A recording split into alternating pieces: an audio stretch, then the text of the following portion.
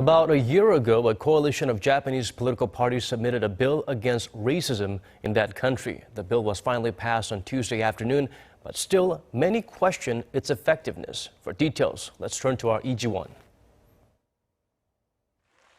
The Japanese Diet passed a bill at countering hate speech during the current session that ends June 1 on Tuesday. The lower house of Japan's national legislature passed a bill on hate speech, including what it deemed unjust discriminatory words and actions toward a person of foreign origin intended to incite exclusion from communities. A number of xenophobic rallies by nationalist groups began to take place around 2013, many targeting ethnic Koreans and urging the Japanese government to cut diplomatic ties with Korea. The two countries have a sensitive relationship stemming from Japan's crimes during its colonization of Korea and sexual enslavement of women in World War II.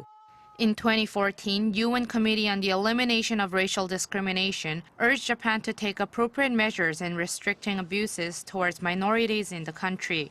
But the country refused to establish a law on hate speech, citing freedom of expression under the nation's constitution.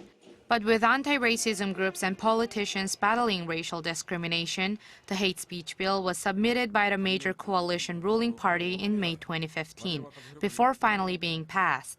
Some experts, however, are skeptical whether it will be effective. The law limits the coverage to legal minorities in the country, which further discriminates against people like temporary workers. The law may prove to be ineffective as it does not yet include punishment, including fines or jail time for hate speech.